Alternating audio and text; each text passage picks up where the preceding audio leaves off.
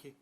Welcome and thank you for coming to our press conference today regarding the disappearance of Leah Croucher and the subsequent murder investigation. I cannot even begin to imagine what it is like for Leah's parents and family for 3 years and 8 months not knowing what has happened to their daughter and loved one. All of the investigation team who are working on this case are dedicated to finding the truth for Leah's family.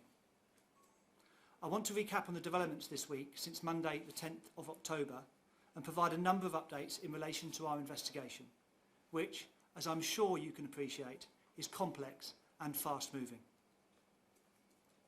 On Monday at about 6:30 p.m, police were contacted with information about a property in Locksbere Drive, Fursdon, Milton Keynes. We promptly attended and a number of items were located inside the property. These items included a rucksack and personal possessions belonging to Leah, who was reported missing on the 15th of February 2019. Sadly, human remains were also found inside the property close to the rucksack. As a result of our findings, Thames Valley Police changed its investigation from a missing person investigation to a murder investigation. As I stated, the investigation is moving at pace, and as such, I can share with you some further updates today. But at the very outset of our investigation into the disappearance of Leah, we assigned this case our most experienced and capable team of detectives, led by a senior investigating officer. This attests to our determination to find Leah. Thereafter, we immediately and thoroughly followed every reasonable line of inquiry. We committed hundreds of officers and staff to the search for Leah, reviewing 1,200 hours of CCTV, conducting more than 4,000 house-to-house inquiries, searching lakes, open land and woodland. We have sustained and significant media appeals and offered several public rewards for information. But sadly, the call from the member of the public that we received on Monday this week was the first occasion that information was made available to enable the investigation team to provide any link between that address in Locksbere Drive and Leah. Prior to this, in the course of visiting those 4,000 properties, I can confirm that number 2 Locksbere Drive was visited on at least 2 occasions. However, there was no response at the house. Therefore, we dropped a leaflet through the letterbox requesting a callback if the occupants of the property had any information. In addition to the house-to-house inquiries, we also visited the property to scope what CCTV may be available in the area. Since we were alerted to this property on Monday evening, we have established that the property is owned by someone who lives overseas and rarely visits the United Kingdom. It is now known that the owner was not in the UK at the time Leah was reported missing, and the house was unoccupied when police attended on these inquiries. Today, I am able to confirm that we have nominated a suspect in this case. His name is Neil Maxwell. However, Maxwell was found dead on the 20th of April 2019, having taken his own life. It is unusual to name a suspect, but we have also learned this week that during the time when Leah went missing, and whilst the owner of the property was not in the UK, Maxwell was the only person to have keys to that property. Maxwell had been employed by the homeowner to carry out some property maintenance at the house. We now know that Maxwell had keys to this property from November 2018. Whilst Maxwell has been nominated as a suspect, this does not mean he is guilty of any offence. We will keep an open mind, and our detailed investigation will seek to gather sufficient evidence to establish the truth. This may or may not implicate or exonerate Maxwell or any other persons from the investigation. Maxwell has previous convictions for sexual offences against women and girls and was wanted in connection with a sexual assault in Newport Pagnell in November 2018. The sexual assault was reported to Bedfordshire Police on the 29th of November 2018, and the case was transferred to Thames Valley Police on the same day. We first attempted to arrest Maxwell in connection with the sexual assault the following day, the 30th of November 2018, at an address in central Milton Keynes, but Maxwell was not present. During this time, we established that Maxwell was at an unknown location in Scotland at one point, but further arrest attempts were continually made throughout the UK at various different addresses. Maxwell knew he was wanted in connection with the sexual assault and was travelling across the UK and making concerted efforts to evade arrest, including using false names and changing his mobile phone and vehicles. He is highly likely to have known that he would be returning to prison if he was arrested and convicted. Thames Valley Police shared Maxwell's name with other police forces on the Police National Computer in December 2018. We also published a public wanted appeal to find Maxwell on the 4th of April 2019, but Maxwell was subsequently found dead on the 20th of April 2019, having taken his own life. A significant number of inquiries were made nationally to locate Maxwell, and these included 18 separate arrest attempts. And in April 2019, when we published our wanted appeal regarding Maxwell in connection with the sexual assault in Newport Pagnell, and during our entire investigation to find Leah, there has been no direct link between Maxwell and Leah until this week, when we were called about the property in Lockspear Drive. If Maxwell was alive today, we would be seeking his arrest in connection with this investigation, so he could be interviewed under caution to provide his account. As such, today I'm appealing to anybody who had contact with Maxwell between November 2018 and his death in April 2019, or anybody else who has information that might help our inquiry, to contact Thames Valley Police. You can do this by visiting our website or by calling 101, quoting Operation Innsbruck. That's Operation Innsbruck. The property in Lockspear Drive is a complex and challenging scene, and I want to let local residents know that it could be a number of weeks before we are able to conclude our forensic examinations. Therefore, we expect this investigation to be protracted, but we will update the public and the media as we have done when we can during our investigation. The outpouring of emotion and support to Leah's family from the community has been overwhelming. Leah's family continue to be supported by our specially trained officers, and our thoughts are and always will be with them. Before I take questions, the senior investigating officer visited Leah's parents and family this morning and fully briefed them on everything I have just told you. They know of this press conference, and they have specifically asked me to read the following. We would like to take this opportunity to thank Thames Valley Police for all their efforts over the last 3 years and 8 months. We believe that they could not have done anything differently. They have always approached every conversation with dignity and compassion. As a family, we ask that everyone respects our privacy, as well as our immediate family, at what is one of the most difficult times of our lives.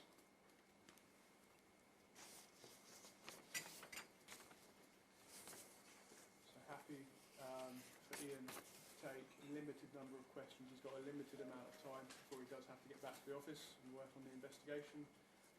It would be useful if you can say your name and where you're from, and keep your questions succinct if possible. Yeah, it's John from BBC The Keys. Have you been able to establish why Neil Maxwell had keys to the property? And is there any indication at this stage whether Leah knew him prior to her going missing and being murdered? On your first point, he had keys to the property because he was commissioned to do some property maintenance work at the address on behalf of the owner who lives outside of the United Kingdom. In terms of your second point, there's nothing just now that I can firmly establish any link between Leah and Maxwell prior to the information that we received this week. Of course, there's an active investigation and we keep an open mind, and that will be subject to our inquiries as we go forward. Hi there, Yeah, so Phil Mackey, you've seen this couple of questions. So presumably the property owner was unaware of Neil Maxwell's previous and was unaware that he was on the run and there were appeals out at the time, so I'm sure you contacted him then. And can you tell us a little bit more about the tip-off? That person, again, making an assumption here, you might be able to pass it away, but must have known Neil Maxwell, and have they claimed the £20,000 reward? So, in terms of the owner, we are in contact with the owner. There is no information I have currently that suggests they knew of the background of Maxwell, but that will be subject to an ongoing investigation. You mentioned the reward. That's not something that's been asked about any further at this stage, but you would appreciate we're right at the early stages here of our inquiry. And the tip-off, was it somebody who knew Neil Maxwell? So the person that informed us on Monday had been commissioned separately from the owner overseas to carry out some work at that address. It's probably appropriate for me to say that due to COVID, the owner had rarely been in the UK during that period of time. So often, it seems, commissioned some work to be done at the address. There is nothing that I know just now, subject to the ongoing investigation, that links the person giving us the information on Monday to Maxwell. Lily Almond, LBC. A couple of things about the tip-off. What can you tell us about it? How did it come to be? And can you tell us about who kind of provided you with that information? So that person was doing some work at the address for the UK owner, and they informed us some concerns at the property, and that led to a call into police and further investigations by us. And as we look at this investigation, I know you said you're going to be there for a while sort of thing. What else will you be looking for? Do we know anything else about this address being alerted to police previously, for example? So here we've got a situation where it's a very challenging and complex investigation. We need to work through the scene forensically to fully understand everything that might have happened in that address to help the investigation move forward. That's why it might take some time. And what else are you looking for at this stage? Is there anything that you can tell us you're particularly aiming to find, for example? I'm sure you appreciate, for operational reasons, I can't go into the active investigation that's ongoing. One after the other. Elliot, ITV News. Would you have expected officers to have gone back to the property when it wasn't answered on those occasions? So the house-to-house inquiries we did as part of the missing person investigation were extensive. As I said, we visited 4,000 properties during that time. A number of people were in and present when we were there. We've subsequently found during our investigation that a number of houses weren't occupied at that time. Some people wouldn't have wanted perhaps to answer the door. So we do go back several times, as we did here, and we also do leave a leaflet for people to contact us if they've got any information.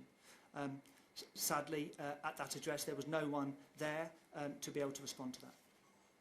And next to you. Yeah, Rebecca from ITV Anglia. It's a bit about the human remains.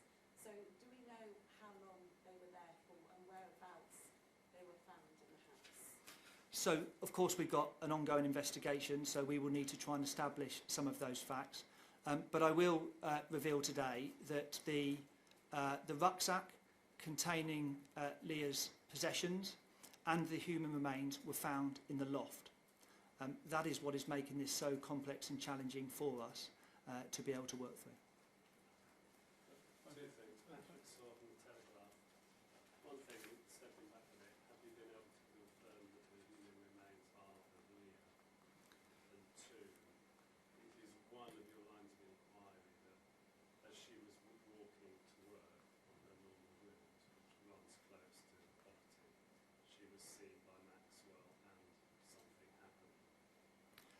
On your first point, the Home Office post-mortem is taking place as we speak.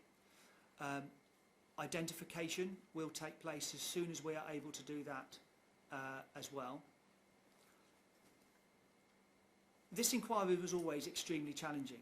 If we go back to Buzzacott Lane and the CCTV at 08:16 on the 15th of February, there were no further lines of inquiry that helped us much further from there. So, of course, Leah's route to work has always been subject to intense scrutiny throughout our investigation. The 4,000 properties visited, the CCTV that we're able to obtain has been viewed. Now, at this stage, of course, it's an active line of our inquiry. Did Leah walk past that house and some sort of action took place? And that's exactly what the investigation team are going to try and establish. Just in the middle. Are we able to say at this stage whether the nature found did the person pass away in that house? That's impossible for me to answer at this stage. We'll need to await the results of the Home Office post-mortem and take forward the investigation. Have any weapons been found? That's not something I'm going to discuss here. That's an operational matter for the investigation as we work through and understand exactly what that house contains. And as I've said, the search is going to take some time. Thank you. Hi, Eleanor Sharpless from The Sun. There have been reports that the owner of the property has come back to visit maybe in the months after Leah's disappearance. Are we right in assuming that she was potentially in that property and the human remains and the possessions have been up there with maybe out her knowing at all? It's really difficult to answer at this stage, in all honesty. We need to better understand the timeline. We're in contact with the owner from overseas, but it is possible that people have stayed at that property in the situation you describe, but we need to firm that up. Yeah, go ahead. Rebecca from ITVN again. Is there any indication at all that Leah was held captive? That's an active part of the investigation, and with the Home Office post-mortem ongoing as we speak, we will need to progress that in due course. Yeah, in front. Charlotte and John, Greatest Hits Radio. What's being done to support the community in Thurston and then also Milton Keynes more widely? This investigation, in my experience, is one of the largest missing person investigations I've ever been aware of. The concerted media coverage has, of course, affected all of the residents of the local area and wider Milton Keynes, and I suspect much more widely beyond. What we've tried to do is keep people up to date with the investigation as much as we possibly can, trying to be open and explaining what the situation is. We don't want to increase fear unnecessarily. We want to keep people informed of what we're doing and why we're doing it. We've been really active in the area around Thurston since this week. We would urge anybody who's got any concerns, to reach out and to speak to somebody if they're worried about that, about any of this, which we completely understand as well. John. Yes, John from the BBC. So to be clear then, so you were seeking Neil Maxwell at the time of Leah's disappearance in 2019, but you didn't know where he was, and you had no indication that he was staying at that property in Milton Keynes, so close to a walking route. We don't know he was staying at that property, but we were actively seeking to arrest him. We knew he was wanted. He knew he was wanted. We were making numerous arrest attempts for him, and as I described, he was making active steps to evade us, using a false name, changing his phone, changing his vehicle, etc. I suspect strongly that he knew he was going to go back to prison if found, and I think that's why it was proving so difficult to be able to locate him. And it's also why we would be sharing the information with the Police National Computer and also taking the step that we took to name him in the public eye as well. Yeah, I'm going to conclude shortly. Rebecca, one more. Yeah. So obviously you're focusing on Maxwell. You're saying you're keeping the investigation fairly open. If you can tell us what other lines of inquiry you're looking into, because speaking to people in person, they are feeling quite scared at the moment. So what else can you say to sort of reassure them and tell us about what other lines of inquiry you're looking into? So Maxwell today has been nominated as our suspect. There are no other suspects currently nominated. I hope that reassures the local community, and I hope people can understand how challenging and difficult this is for the investigation team to work through. We're going to do that in the most diligent manner that we possibly can. We will keep the public up to date, and I know that all of our officers and staff who are working extremely hard on this investigation are absolutely committed to establishing the truth. Last one then, in the middle. Tim from South Coast News Agency. Are you looking at the possibility that Leah was walking around the lake and was befriended by him or came across him and took him back, something like that? You have the CCTV. The investigation will look at all possibilities. We'll reassess, of course, the information that we now know, and there's a full investigation team led by our head of major crime that is leading the investigation. We'll call it to an end there. Everyone's happy with that. Thank you very much for coming. Really appreciate your attendance today.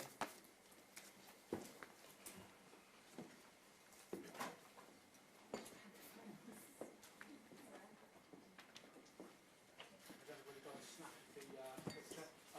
For the mailing list, we have now emailed our mailing list the statement and this picture. So everybody that's on our mailing list will have that in their inbox